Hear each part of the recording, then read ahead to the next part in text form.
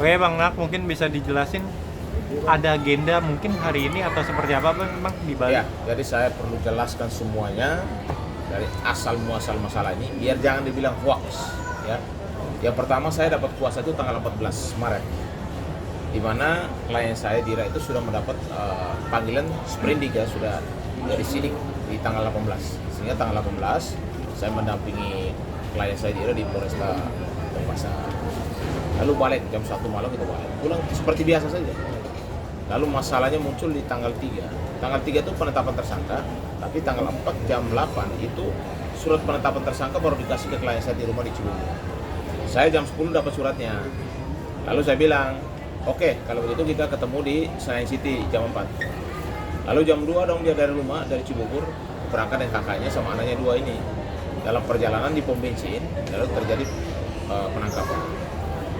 Dalam penangkapan itu otomatis kan dia harus dipindahkan ke mobil polisi sama bayinya sama anak yang satunya. Lalu informasi dari klien bahwa HP-nya juga diambil, sehingga mau telepon saya pun tidak dikasih.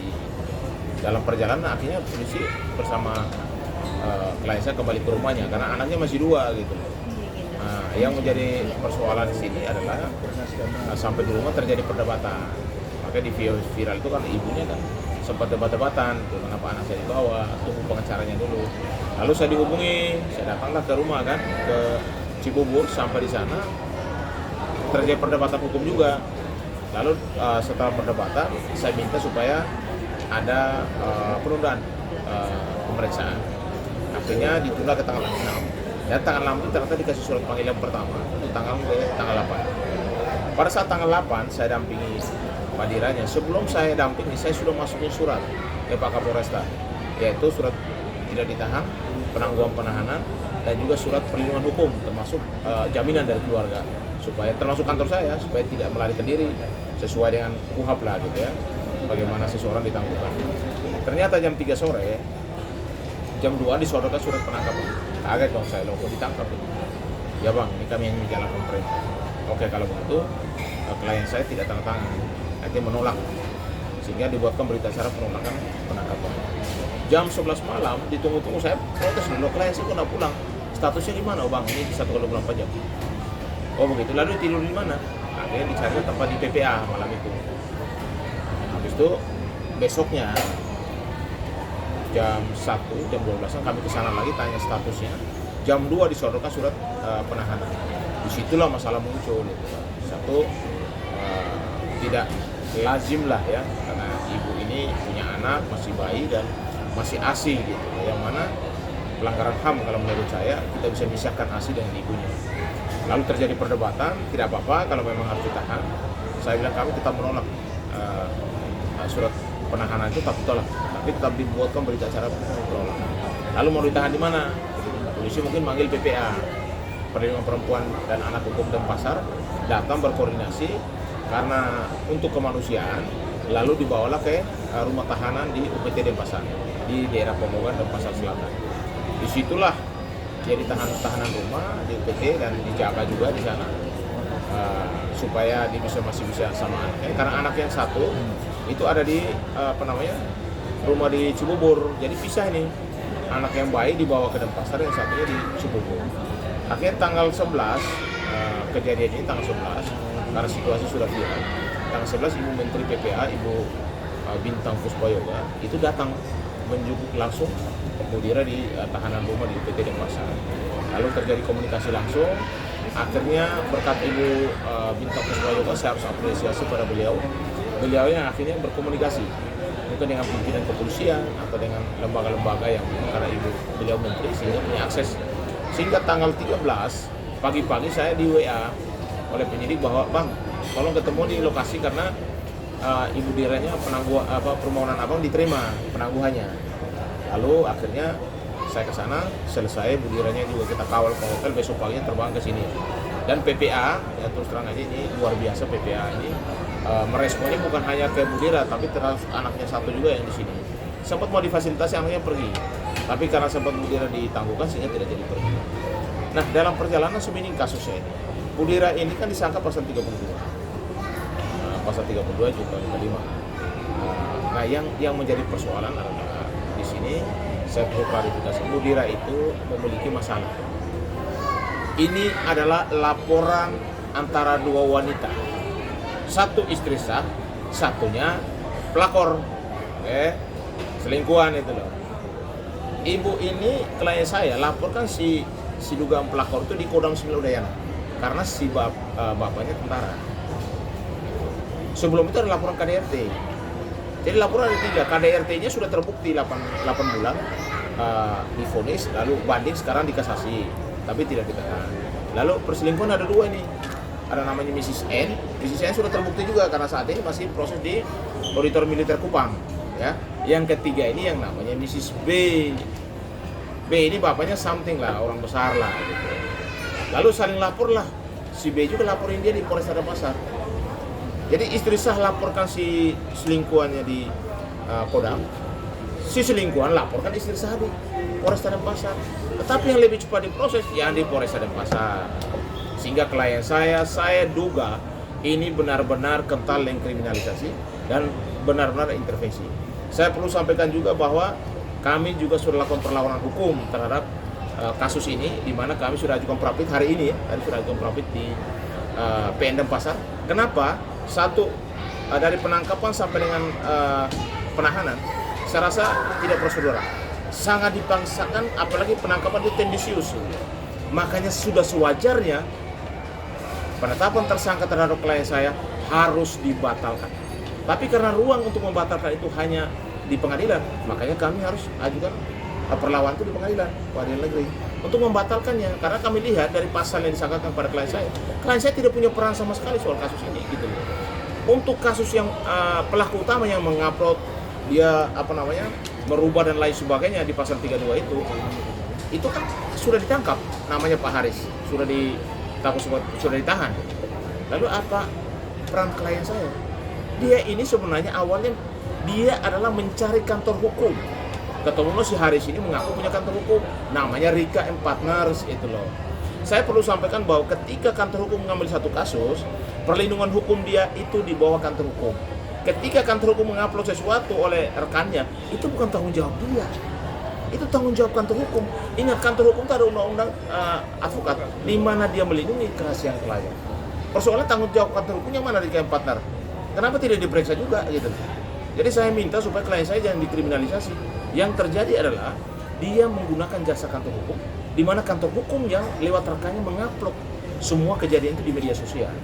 Klien saya diminta dokumen, diminta foto sebagai klien untuk perlindungan dia di Kodam 9 Udayana terhadap kasus perselingkuhannya sama kasus KDRT-nya. Persoalannya dia upload tidak dikasih tahu sama klien saya. Klien saya pun tidak pernah mengupload, tidak pernah menyuruh, bahkan dia komplain gara-gara uploadnya udah barbar. Jadi saya hanya minta kita runut dulu deh, jangan langsung ke klien saya itu. Kantor hukum itu punya perlindungan hukum. Oke, gimana? Bang, tapi ada upaya abang nggak? Ini kan berarti kan tadi abang sempat menjelaskan bahwa untuk proses penangkapannya sendiri ini tidak prosedural ya. Artinya ada upaya untuk melaporkan ke Kompolnas atau mungkin ke Propam Bang tentang ya, tidak prosedural. Kenapa? Karena masa penetapan tersangka tanggal 3, tanggal 4 ditangkap. Surat panggilan nggak ada. Panggilan setelah kami tunda pemeriksaan, baru kasih panggilan di tanggal 8. Ya kan? Karena panggilan tidak ada kan? Prosedurnya tidak prosedural. Yang kedua, kami tidak diberikan kesempatan untuk restorasi justice. Itu undang-undang. Ini kasus ITE, klien saya diperlakukan seperti gembong narkoba, koruptor, lex spesialis. Nah ini yang saya tidak setuju.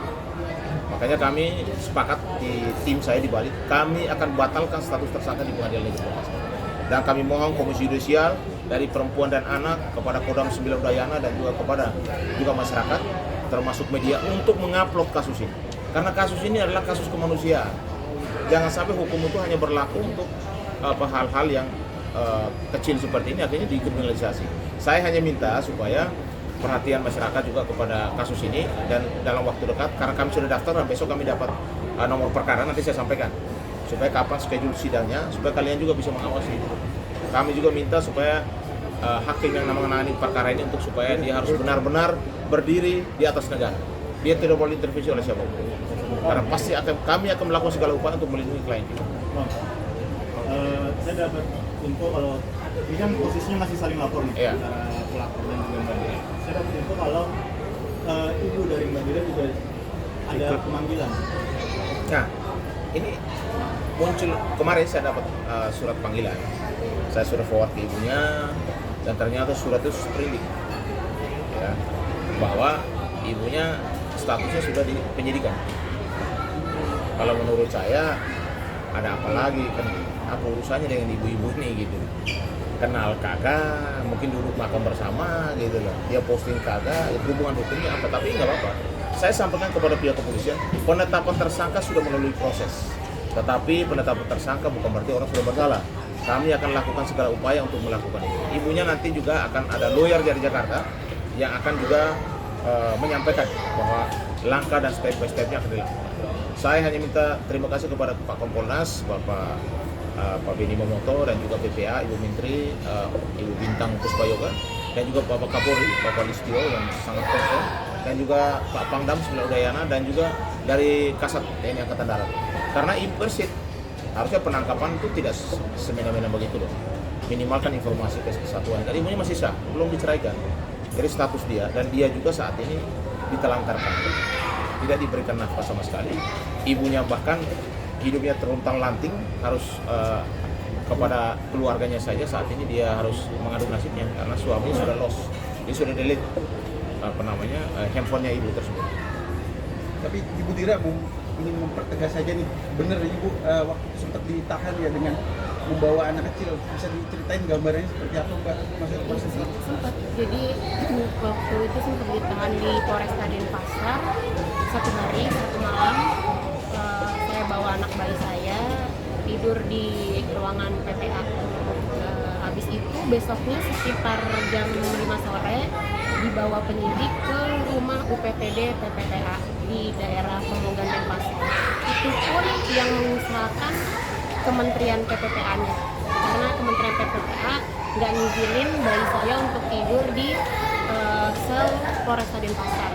Jadi yang fighting tuh Kementerian PPPA-nya. Tempatnya cukup layak nggak waktu Mbak? Kalau di Polresta Denpasarnya kotor, maksudnya berdebu. Tapi kalau untuk di rumahnya ya Rumah lah. karena memang itu bukan rumah Polresta, maksudnya bukan untuk tahanan Polresta Denpasar, memang rumah aman istilahnya yang punyanya Kementerian PPPA. Tapi secara psikologi nih, Mbak Dira sendiri merasa traumatik nggak dengan kejadian seperti ini gitu? Trauma banget. Saya pun dapat pendampingan psikolog juga dari Kementerian PPPA. Saya kadang drop, kadang enggak, tapi ya bersyukur punya tim kuasa hukum yang luar biasa sekali, support sekali, beliau-beliau yang selalu bikin percaya diri saya tuh bangkit gitu. Karena kadang ada satu titik saya drop gitu, terus beliau-beliau yang menyemangatin saya, terus saya up lagi, ya bersyukur.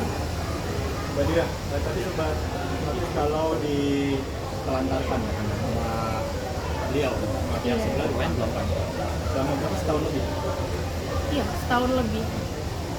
Untuk membesarkan anak gimana? Kan butuh biaya dan lain-lain. Ya itu, karena saya nih sama suami sama-sama dokter gigi, tapi semenjak saya ikut dinas suami tuh saya dilarang bekerja sama suami. Jadi saya merasa sebagai istri ya udah ikutin suami aja, saya nggak kerja, saya ikutin dia dinas. Waktu itu di Atambua sama Kupang, dia dipindah dinas ke Bali karena ketahuan selingkuh. Komandan yang di Kupang menyerah, melempar ke komandan yang di Bali yang pangkatnya lebih di atas lagi. Tapi malah saya temuin perselingkuhan lagi dengan BA. Jadi dari situlah dia udah terakhir nih sama si BA ini nih udah kayak ngusir saya lah, udah menekankan gitu untuk bener-bener pisah gitu. Dan malah ada omongan dia juga gitu, dia bersedia menikahi BA tuh ada, semua ada di rekaman. Yang lain?